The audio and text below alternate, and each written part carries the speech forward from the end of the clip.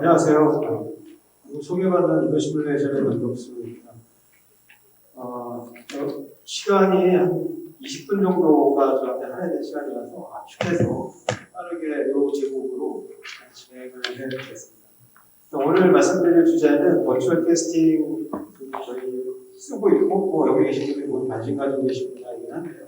버추얼 테스팅이 지금 어떻게 활용되고 있는지에 대한 활용 사례, 그리고 어떤 추이로 가고 있는지에 대한 것을 간단하게 살펴보고요. 그리고 AI 없이는 안 되는데요. AI를 대응을 위해서 버추얼 테스팅이 어떻게 변경돼야 되는지, 어떻게 바뀌어야 되는지, 또 개발 환경이든 개발자들은 어떤 고민들을 하고 있는지를 간단하게 살펴보는 시간을 가졌으면 합니다. 무거운 주제보다는 좀 더 가볍게 터치한 정도로 AI를 어떻게 대응해야 되는지 살펴보면 좋을 것 같고요. 저희 회사 잠깐 소개하면 앞서도 많은 말씀을 주시긴 했는데요. 저희 아이카에 3개의 시스템이 구축되어 있습니다. 드라이빙 시뮬레이터, 그다음에 완성차의 ADAS를 테스트할 수 있는 베이클 루프, 그리고 지금 현재 구축 중입니다. 그래서 다음 달에 이제 완료가 될 예정인데요. 300개 시나리오 동시에 테스트할 수 있는 매시브 시뮬레이션 시스템, 그래서 3가지가 있고요. 저희 회사는 2년 전에 코스타 선정했고 25년 동안 시뮬레이션만 전문적으로 진행해오고 있습니다.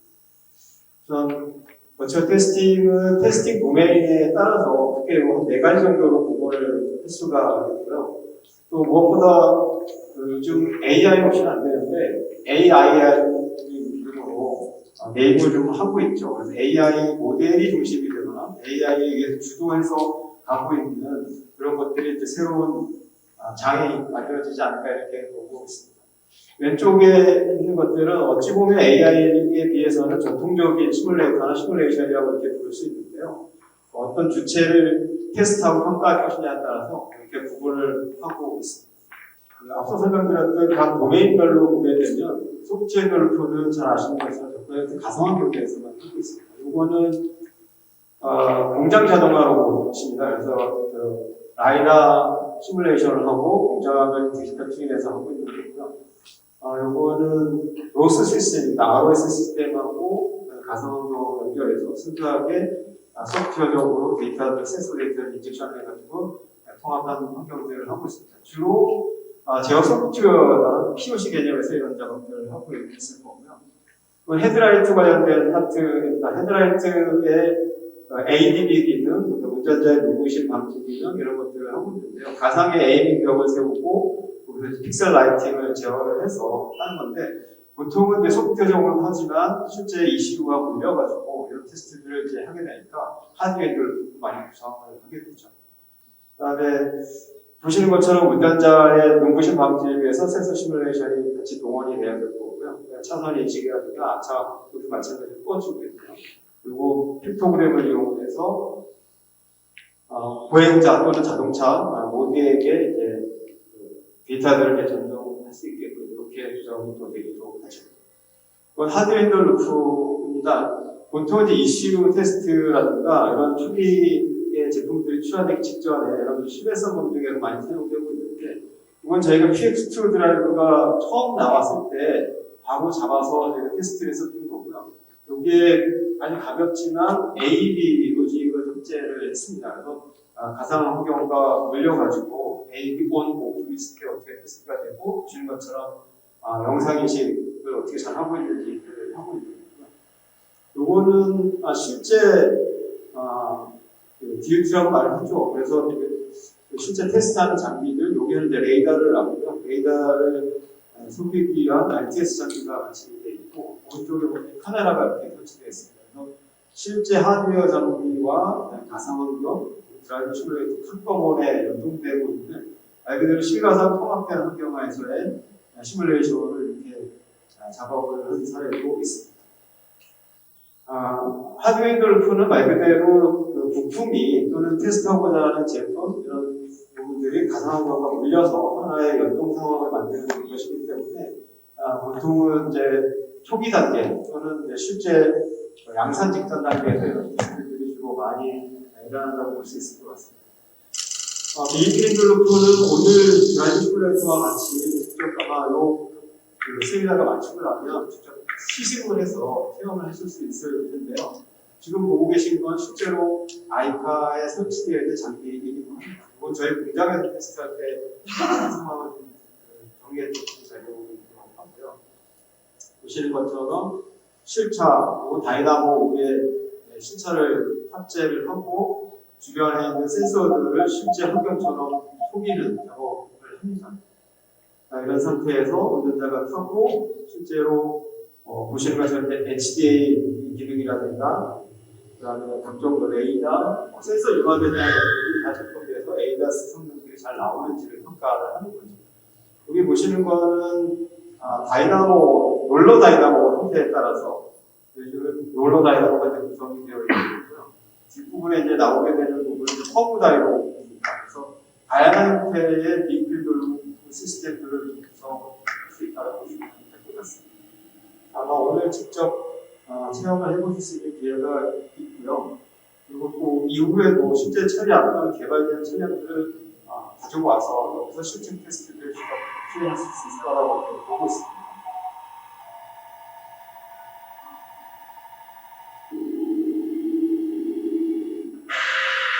네, 지금 잘 서고 있네요.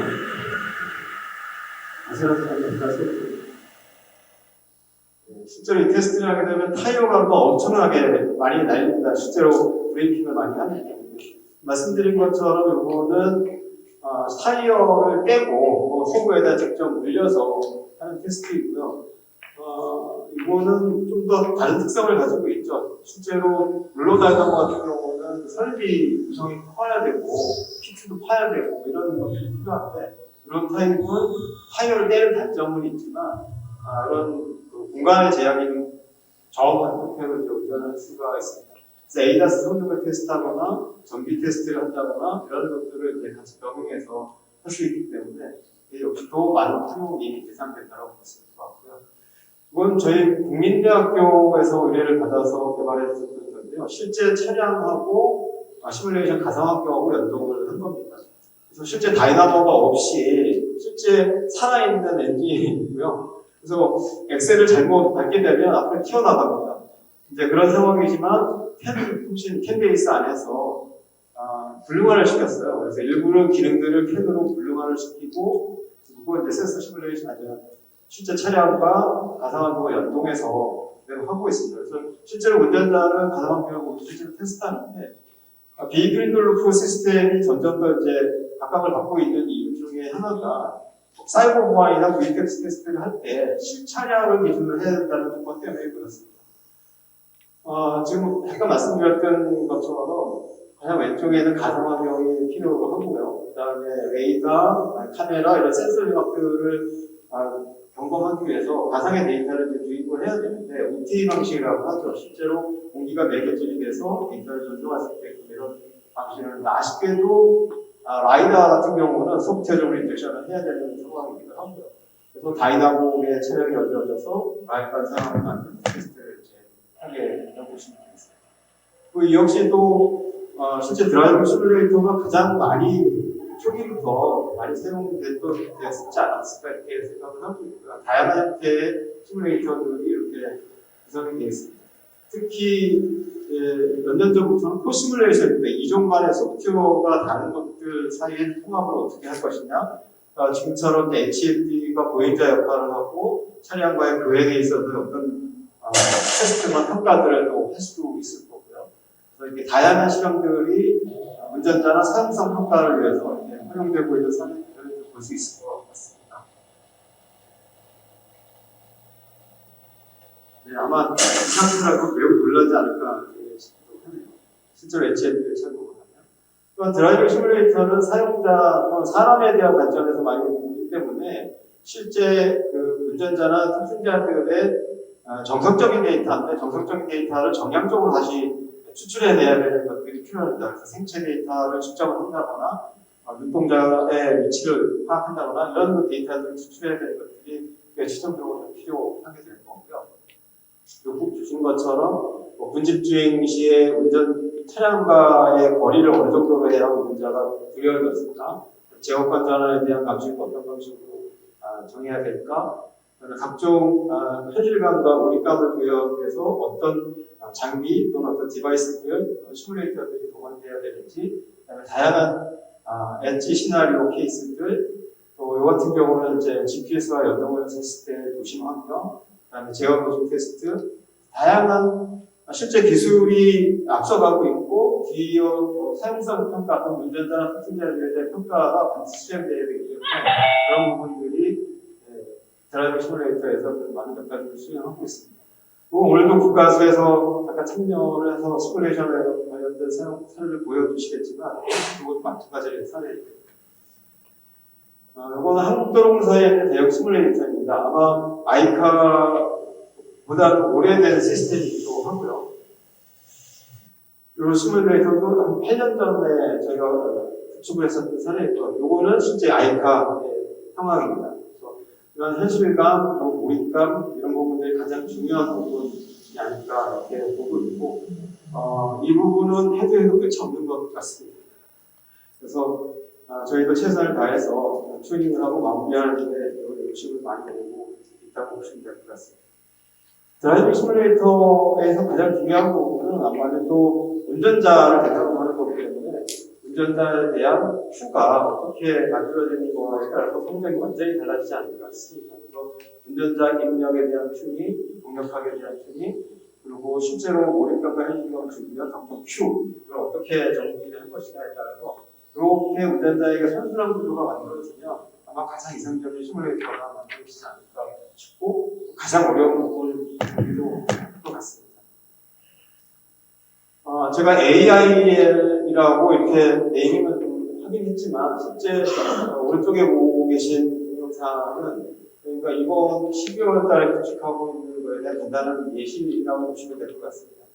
AI 모델에 대한 검증은 사실 엣지 케이스의 검증이라고 하는 하는데요. 이걸 빠르게 얼마나 신속하게 할 것이냐가 관점이기도 합니다. 그렇게 하기 위해서는 그런 대규모의 병렬 시뮬레이션들이 진행이 돼야 되기 때문에 그런 시스템들이 컴퓨팅 파워를 기반으로 테스트가 된다고 보시면 될 것 같습니다.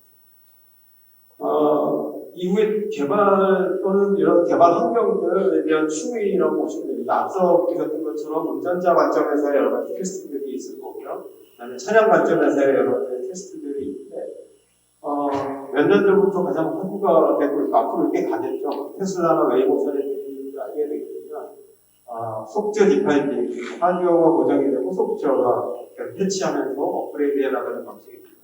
거기에 더군다나 AI가 부품으로 인해서 SDV에 대한 부분들이 경계없이 사람 또는 운전자 관점에서 또는 차량 관점에서 AI 관점에서 다양한 이런 평가들이 이제 요구되지 않을까 이렇게 보고 있습니다.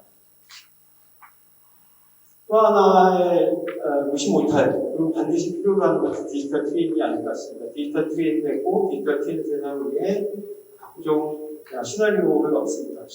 요즘은 앞서 설명드렸던 매스브 시뮬레이션 같은 경우는 디지털 트윈들 공간에 자동으로 시나리오가 생성이 되고 수천 수백 개의 시나리오가 자동으로 평가될 수 있는 시스템들이 이렇게 구축이 됐고 AI를 평가하기 위한 첫 번째 공개가 아닐까 이렇게 생각합니다.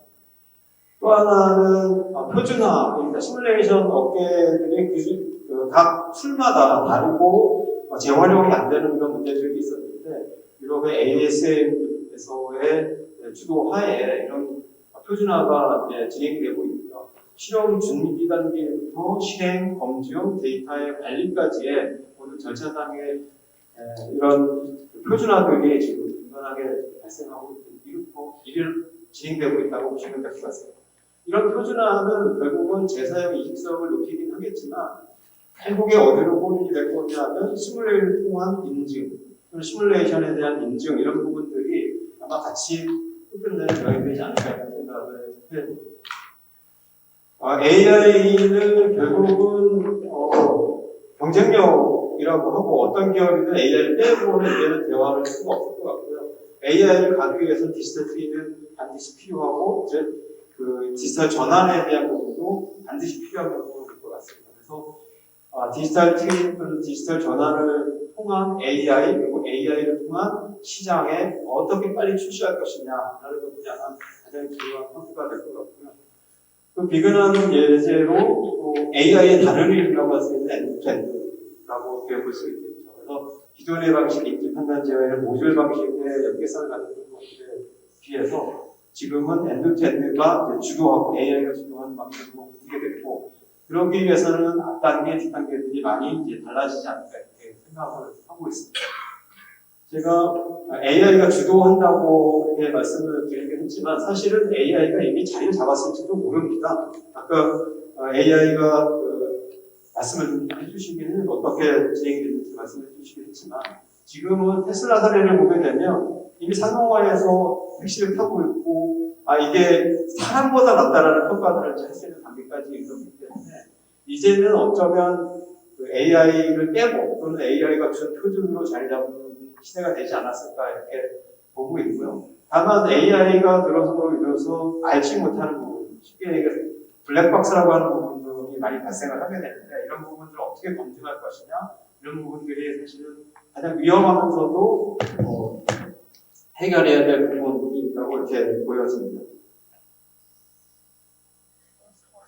이런 안전에 대한 부분들을 처리하기 위해서 웨이모에서는 이런 방식을 아마 진행을 하고 있는 것 같습니다. 웨이모에서는 자체적으로 CCA라는 방법론들을 안전성을 평가하는 방법론들을 전체적으로 개발하고 만들고 이에 따라서 이제 진행을 하고 있고요. 여기서는 이제 버팀목 방식과 그다음에 탑다운 방식으로 그런 안정성에 대한 평가 체계를 만들고 진행을 하고 있다고 보시면 될 것 같습니다. 버추얼 테스팅은 앞서 AI 그러면서 계속 그 기존의 시스템들이 어떻게 활용되고 있는지 또는 이런 것들이 폐업이 될 건지에 대해서 고민을 할 수밖에 없었는데요. 실제로 버추얼 테스팅은 지금 아주 중요한 역할을 하고 있고 어찌 보면 보편화된 상태라고 볼 수도 있을 것 같습니다. 그래서 초기 단계의 POC 검증, 그다음에 안전이나 기술 복귀에 대한 내용들 그리고 자체적으로 구별성을 확보하기 위한 방법들이 동원되고 있는데 문제는 기존 방식에서 비롯된 검증을 어떻게 할 것이냐라는 데서 출발을 하고 있는 거고요. 이렇게 엔드-투-엔드 방식이 된다 그러면 앞서 설명드린 것처럼 깜깜이 구간이 나오게 마련해서 어떤 방식으로 알고리즘이 처리되는지 모르기 때문에 이런 부분들을 처리해야 되는데 결국은 다시 돌아가게 되면 기존에 있는 룰베이스 방식들이 이제 점차적으로 줄어들게 될 거고 개발자가 주도하는 것들이 AI 방식으로 주고 바뀌게 되기 때문에 그런 부분들을 어떻게 통과할 것이냐가 핵심이 될 것 같습니다. 또 개발하는 개발자 입장에서도 개발 전략이 좀 필요할 것 같은데요. 물론 데이터 수집부터 모델 개발까지의 이런 절차상의 문제도 있지만 실제로 어떻게 검증할 것이냐라는 게 가장 큰 숙제가 아닐까 싶고요. 초기부터 AI를 어떻게 검증할 것이냐는 성능 지표를 잘 만들어야 되는데 시뮬레이션 또는 버추얼 테스팅이 이런 역할들을 잘 해내지 않을까 싶기도 합니다. AI에서 나온 산출물들이 사실은 크게 다를 바는 없을 것 같아요. 기존의 모듈러 방식에서 나온 산출물과 크게 다르진 않겠지만 그래서 실제로 모델이 있을 거고 이식에 탑재되고 차량에 탑재되고 그런 AI 모델들이 사람에 어떤 영향을 미칠 것인지 평가해야 되는데 오른쪽에 보시는 것처럼 기존의 이미 잘 활용되고 있는 시스템들과 연결돼서 아마 좋은 성과를 내지 않을까 싶은데요. 무엇보다도 가장 중요한 건 성능 지표가 아닐까 싶습니다. 성능 지표가 뚜렷이 나오지 않는다 그러면 이런 부분들은 그냥 말일 뿐이기 때문입니다. 또 하나의 개발 환경입니다. 개발 환경도 많이 변화하고 있는데요. 실제로 지금 저희가 쓰고 있고 지금 좀 후에도 보시게 될 이런 시뮬레이션 플랫폼들은 가상환경을 모델링하고 실제 데이터들과 실상과 가상을 연결해서 테스트를 하게 되고 테스트 결과를 가지고 결과적으로는 평가를 하는 이런 모양을 갖게 되는데 AI에 대한 평가나 또는 개발 환경들은 좀 다르게 되는 것 같습니다. 디지털 트윈 해야 될 거고요. 데이터 수집해서 그 디지털 트윈 위에 합성 데이터들을 생성하고 그다음에 이런 것들을 통해서 학습을 할 수 있게끔 데이터 셋이 필요한 것 같아 보입니다. 그래서 기존에 있는 시뮬레이션 플랫폼들이 어떻게 연결돼야 되는지 좀 봐야 될 필요가 있을 것 같고요. 나온 결과물들의 검증도 마찬가지입니다. 개발 환경이 왼쪽이라고 하면 결과물들은 어떻게 체크할 것이냐가 이게 관점이기도 한데요.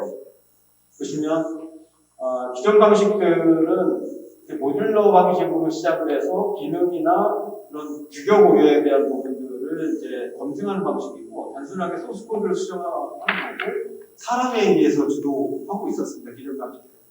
이제 AI가 들어오면서 학습 중심이고 전체적인 신뢰도, 성능 지표에 대한 부분들을 이제 확인해야 될 거고요. 그리고 마찬가지로 소스 코드가 모델 재학습하는 단계로 이제 넘어가게 됩니다. 이런 환경들을 잘 보여주고 있는 사례가 엔비디아가 아닐까 싶습니다.